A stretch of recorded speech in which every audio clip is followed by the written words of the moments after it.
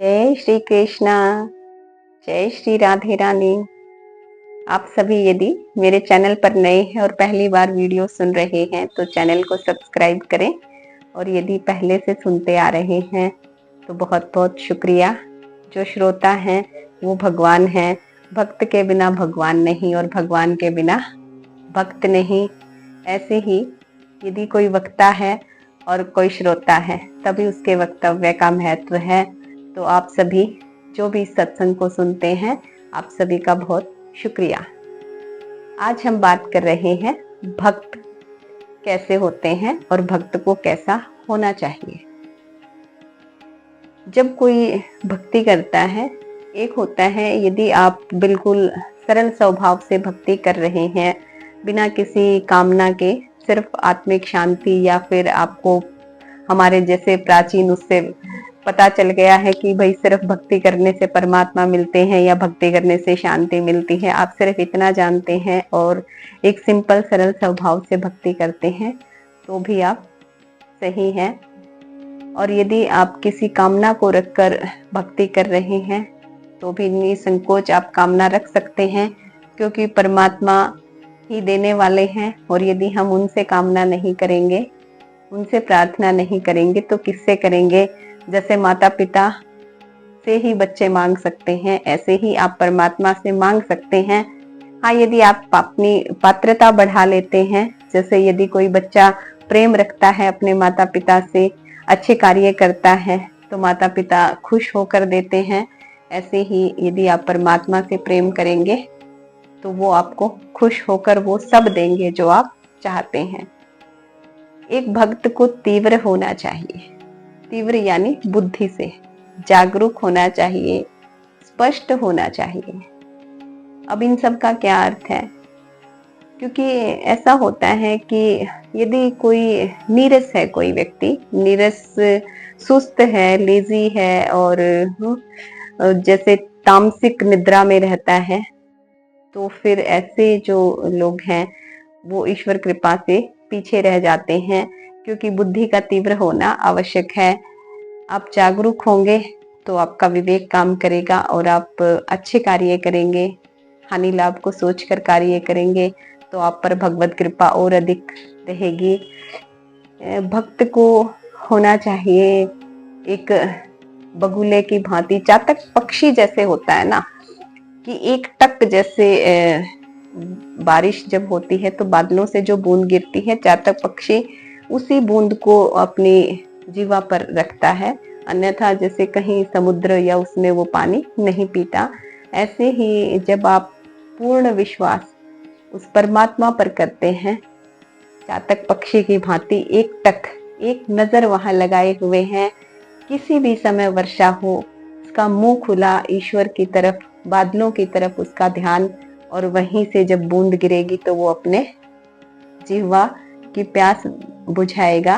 इसी प्रकार सच्चा जो साधक होता है वो हर परिस्थिति में ईश्वर पर विश्वास रखता है, अन्य किसी पर उसका विश्वास नहीं होता।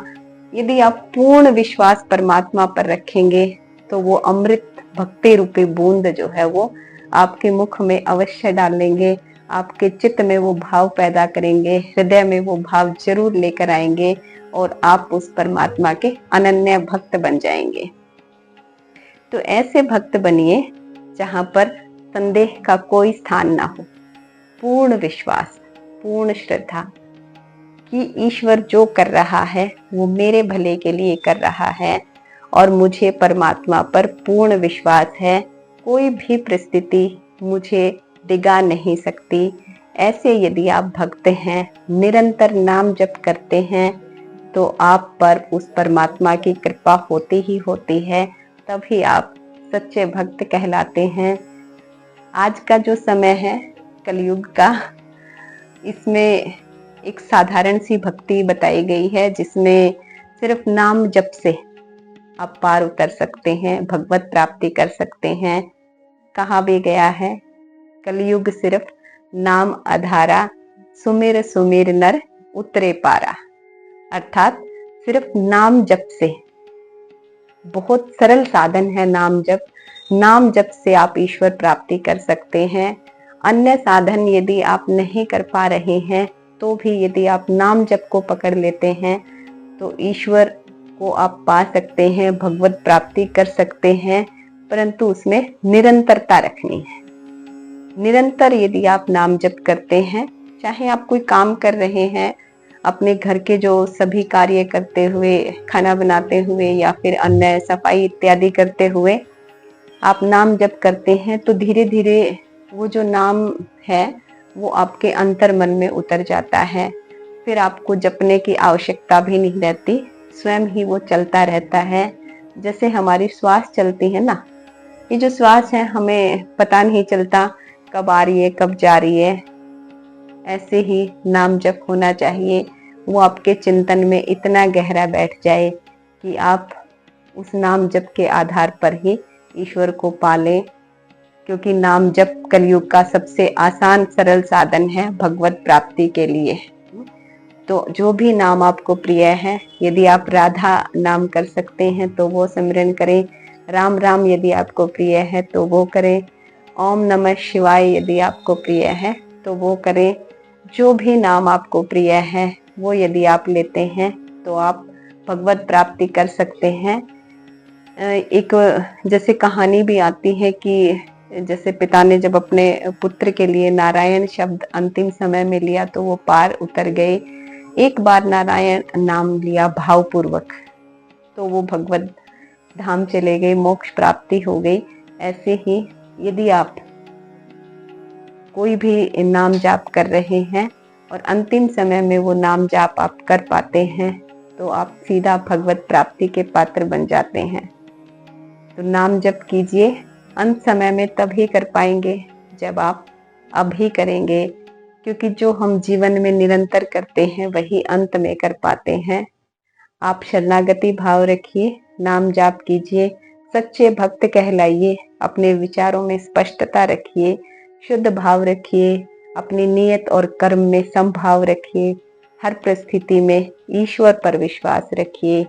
बस आप भगवत प्राप्ति के पात्र बन जाएंगे। आप सभी पर उस प्रभु की कृपा बनी रहे। जय श्री कृष्णा। राधा राधा।